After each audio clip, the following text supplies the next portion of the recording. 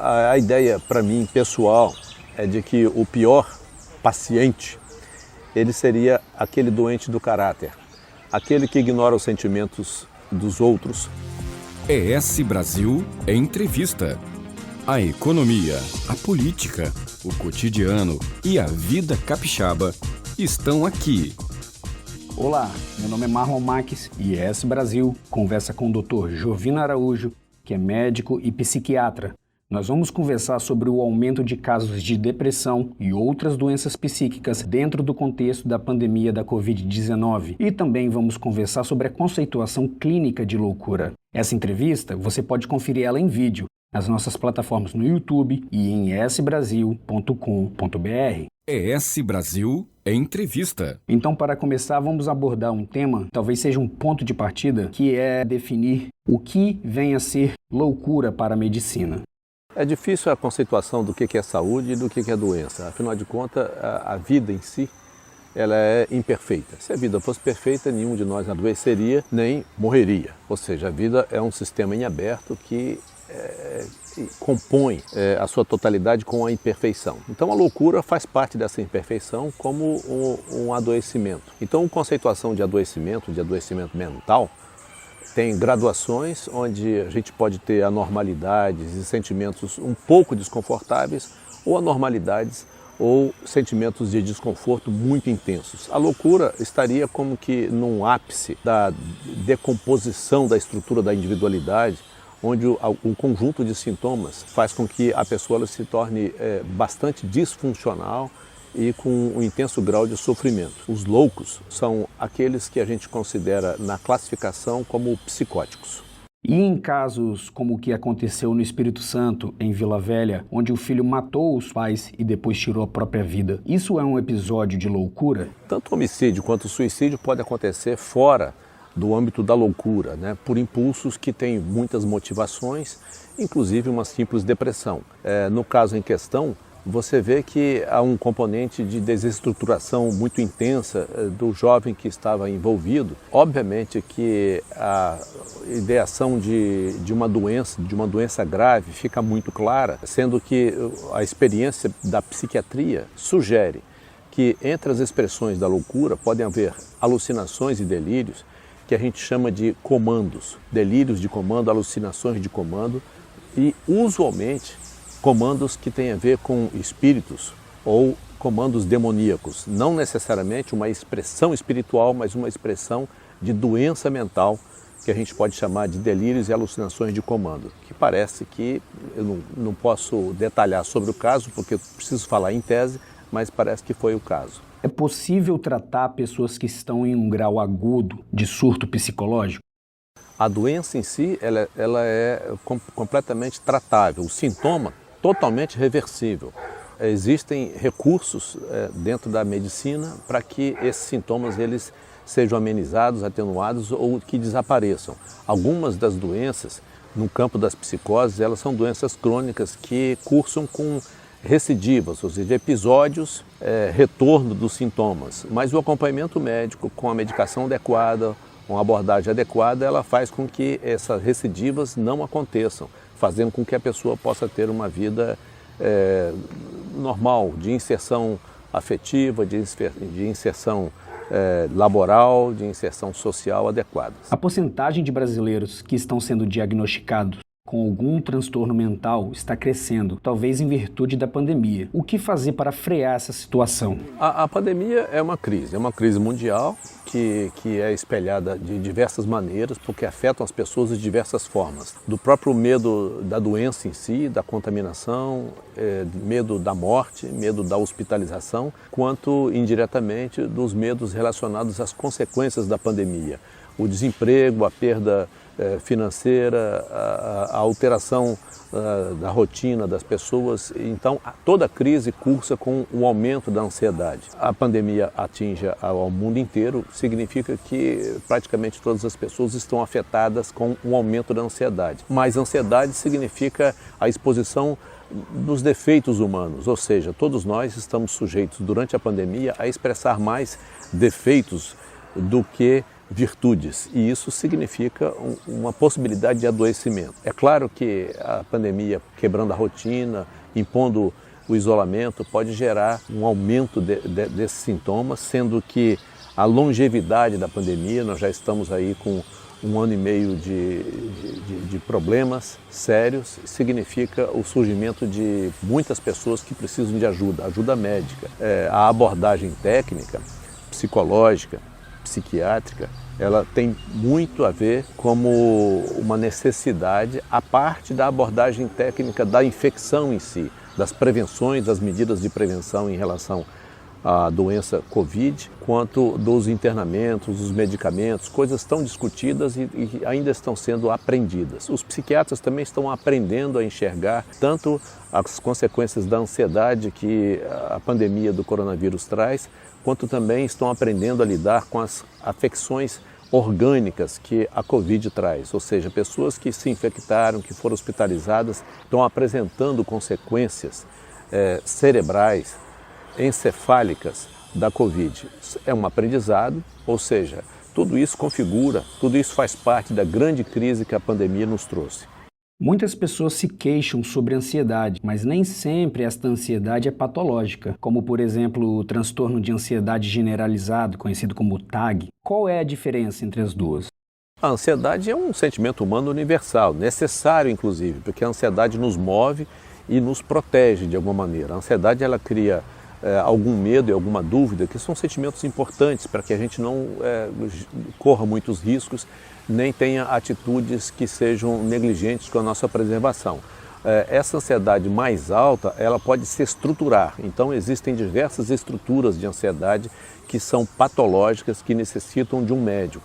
O transtorno de ansiedade generalizada, que você citou, tem o transtorno de pânico, tem o transtorno obsessivo compulsivo, e a ansiedade alta durante um período maior, ela também é geradora de sintomas de depressão, de estruturas de depressão.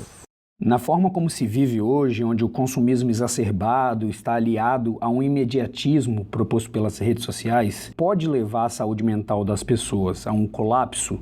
É claro que o mundo sempre esteve em transformação, desde sempre, e talvez para sempre. As aquisições tecnológicas das últimas décadas, elas impõem uma transformação um pouco mais rápida, o que dificulta as adaptações. Todos nós precisamos de nos adaptar a sistemas de comunicação, de interação, que são muito diferentes do que eram há muito pouco tempo atrás. Ainda não adquirimos aquilo que seria o ideal para uma adaptação, uma adequação saudável. De qualquer maneira, o mundo, as transformações do mundo, elas são uma oportunidade para que o ser humano realmente adquira aquilo que a gente possa chamar de desenvolvimento humano.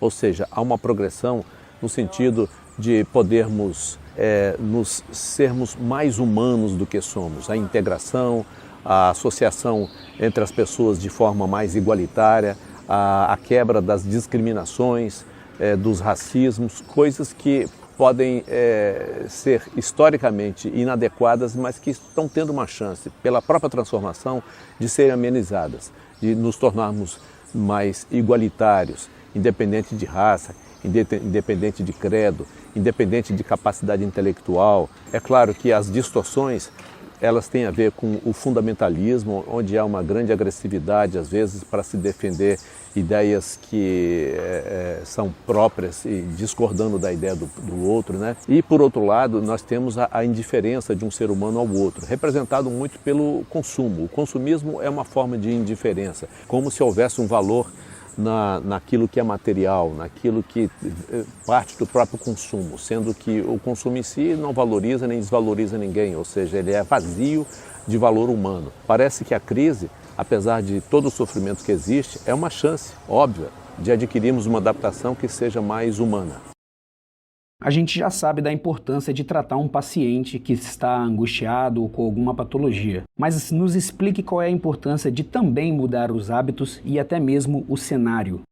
O ambiente ele é formado pelo ser humano, né? Nós impactamos as estruturas sociais, nós impactamos as estruturas familiares, nós impactamos o próprio meio ambiente. De qualquer maneira, o ser humano ele pode ser abordado psicologicamente ou psiquiatricamente para se estruturar para que essa adaptação ela seja saudável, ou seja, mesmo que o ambiente não mude, uma pessoa pode estar mais protegida e mais saudável se ela estiver mais fortalecida internamente. É como uma vacina, não tem a vacina que pode criar anticorpos que nos protegem dos vírus e das bactérias, podemos também criar uma espécie de uma vacina psicológica, onde uma estrutura emocional mais bem sedimentada nos protege de um ambiente que seja mais tóxico. Ainda dentro da questão do trabalho, a síndrome de burnout tem sido cada vez mais frequente nas pessoas. Você pode nos explicar o que ela é e como se trata essa patologia? De alguma maneira, não existem novas doenças, existem classificações novas para manifestações antigas. E obviamente que o aperfeiçoamento das relações pessoais,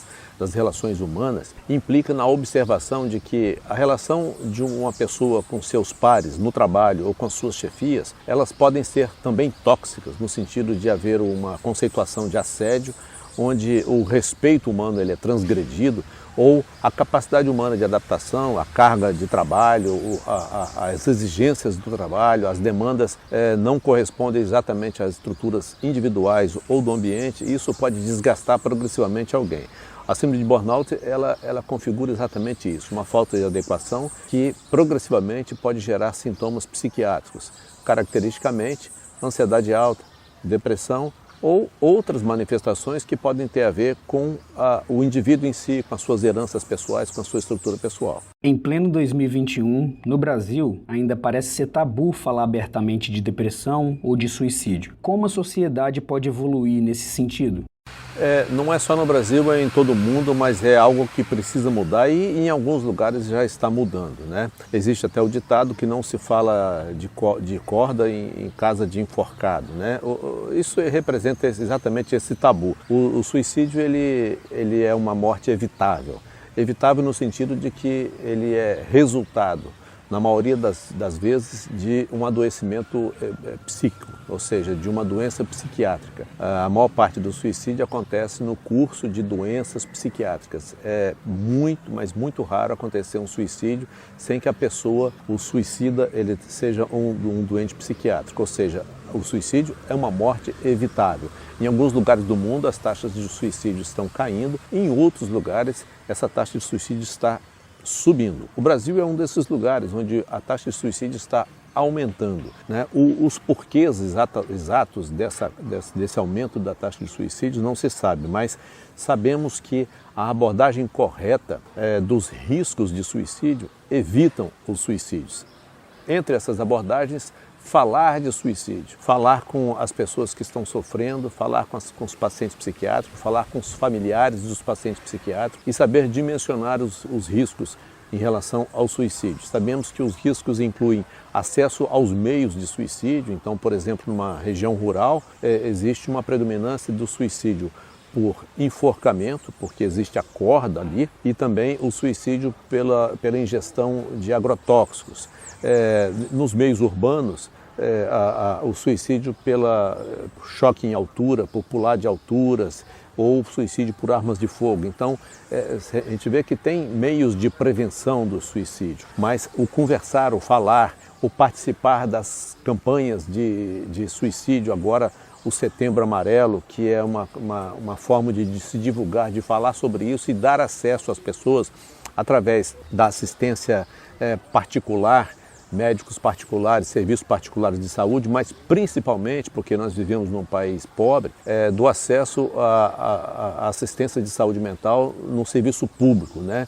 De clínicas especializadas, de ambulatórios especializados que possam acolher pessoas em sofrimento, fazendo com que as taxas de suicídio se revirta, né? Sabemos que de aproximadamente 10 ou 15 anos para cá, a taxa de suicídio no Brasil aumentou algo próximo de 50%, isso é muito mesmo, né? E então, a gente considerando que o suicídio é uma morte evitável, é preciso que haja uma política pública de abordagem deste tema para que nós possamos reverter. Nosso progresso, a ideia de que o ser humano ele precisa evoluir, inclui dar socorro, dar suporte, dar apoio às pessoas que estão em sofrimento e que correm o risco de suicídio. Muitos relacionam o suicídio à tristeza, mas há diversos casos onde a morte foi causada durante um pico de euforia. Essa afirmação é correta? Na realidade, o suicídio ele é bastante complexo, né? Mas ele costuma representar um impulso que necessita, sim, de alguma energia, né? Mas existem quadros de depressão muito intensa, mas depressões agoniadas, depressões que contêm uma energia em si. De qualquer forma, essa delimitação e essa caracterização daquele estado, ela só consegue ser feita por um profissional habilitado. Ou seja, sobre todas as assistências que nós temos a respeito da saúde mental, na psicologia, das terapias acessórias, talvez o psiquiatra ele tenha uma importância muito grande nesse aspecto da delimitação do quadro clínico de uma pessoa. Ele consegue enxergar aquilo que a gente chama de psicopatologia, que são as nuances do estado emocional que podem ser vistas como risco ao suicídio. Culturalmente, o brasileiro gosta de beber, mas para pessoas que estão em um quadro de depressão, por exemplo, o álcool pode agravar a situação clínica? Obviamente que o uso de substâncias psicoativas ela é inerente ao ser humano desde sempre. E isso muda, né, a característica de acordo com o local e de acordo com o tempo, mas nos tempos atuais o álcool é o maior problema de saúde pública do mundo. Só para caracterizar o nosso país, o Brasil, que é um país com pouco mais de 200 milhões de habitantes, nós temos 1 milhão de pontos de venda de álcool no Brasil. Ou seja, o álcool, que não é proibido, é uma droga lícita, ela é inclusive estimulada porque paradoxalmente existem propagandas incentivando o uso de bebida alcoólica. Isso faz com que o seu uso seja muito extensivo. Na minha consideração pessoal, tanto o uso do álcool quanto o uso de outras substâncias psicoativas, drogas lícitas e ilícitas, faz parte daquilo que eu chamaria de uma automedicação. O álcool e outras drogas dão em algumas pessoas uma sensação agradável, de conforto, momentâneo. Mas obviamente que tanto o álcool quanto as outras drogas não são um bom remédio. Todas elas costumam complicar problemas psíquicos. O álcool é um grande agravante. É uma doença em si, né? Uma doença complexa, degrada o organismo humano, degrada as relações pessoais, degrada as relações de trabalho e é uma grande causa de morte por outros motivos mais indiretos. O álcool agrava as doenças cardiovasculares, o álcool agrava as doenças pulmonares, as doenças do fígado, as doenças do rim, as doenças musculares, as doenças articulares. Então o álcool é um grande problema, não é o único problema. Mas entre todas as drogas, lícitas e ilícitas, hoje o álcool é o maior problema de saúde pública do mundo. E de que forma é possível ajudar uma pessoa que está passando por problemas psicológicos, como depressão, por exemplo? Escutar parece que, em tese, seria algo muito simples, mas é meio raro termos a capacidade de simplesmente escutar alguém que precisa falar. Além disso, incentivar alguém a falar já é uma grande ajuda. Fora isso, de pegar pela mão e sugerir algum atendimento psicológico ou psiquiátrico, porque às vezes a pessoa considera que o sofrimento emocional é uma condenação da qual ela não possa se livrar. Mas sim, as nossas manifestações emocionais, elas são intercorrências da vida, não são a nossa vida. O sofrimento faz parte da vida, mas o sofrimento tem solução. Nós podemos ter recursos que nos façam sermos felizes, nos sentir bem e de louvar a vida. Com certeza, o nosso círculo ambiental de pessoas ele é fundamental. As pessoas mais próximas, as pessoas que não são tão próximas, que podem se aconchegar. Nós temos que valorizar a vida nossa e a vida do outro em si, estarmos atentos e nos oferecer como ouvidos, que significa, no fundo, um coração que acolhe o outro. Na opinião do doutor, a que se deve o aumento dos casos de depressão? Não sei se é muito diferente nos últimos anos, apesar de haver uma intensidade maior e uma frequência maior. Mas a depressão é um chamado mal do século XXI, mas era também um mal do século XX e talvez fosse também do século XIX, do século XVIII, do século XVII. No curso da vida de qualquer um de nós, a possibilidade de haver um intercurso de uma depressão leve, moderada ou grave de alguma coisa em torno de 25%, ou seja, 25% de todas as pessoas do mundo já passaram, passam ou vão passar por depressão. E sobre a internação, em que casos ela é uma opção e de que forma ela pode beneficiar as pessoas? Existe uma delimitação legal que pressupõe o internamento a partir de critérios definidos em lei. Esses critérios definidos em lei são critérios que foram sugeridos pela experiência clínica, por um consenso mundial. O internamento psiquiátrico ele é sugerido para preservar a integridade física da pessoa ou de terceiros, ou seja, surtos psicóticos e risco de suicídio. Essa é a medicação precisa. No caso de dependência química, o internamento é para interrupção de um abuso que está gerando um risco mais agudo e também para prevenir as manifestações de abstinência. Isso implica num internamento que pode ser bastante curto, apesar de, na dependência química, o internamento ser apenas um recurso provisório, já que a abordagem da dependência química ela é complexa, que envolve, além do psiquiatra, outras terapias acessórias durante um longo tempo. Até o próprio conceito de que a dependência química é uma doença crônica e incurável, mesmo que a pessoa esteja em abstinência, ela precisa desse acompanhamento. Ou seja, o internamento então tem uma indicação precisa para casos de risco de suicídio ou surtos psicóticos e, no caso da dependência química, durante os períodos de abstinência. Já partindo para o final da nossa entrevista, na opinião do doutor, qual é o perfil da pessoa mais louca? A ideia, para mim, pessoal, é de que o pior paciente ele seria aquele doente do caráter, aquele que ignora os sentimentos dos outros, aquele que não consegue se colocar com empatia, aquele que não sente culpa, aquele que ignora a regra ética, a regra moral. A ideia do próprio pecado é a ideia de que você pode fazer algo, pode falar algo que provoque o sofrimento em alguém. Para mim, o maior louco é aquele que não se importa de fazer outra pessoa sofrer. ES Brasil Entrevista. Quer mais informação qualificada sobre a vida capixaba? Acesse esbrasil.com.br. O Espírito Santo em Revista.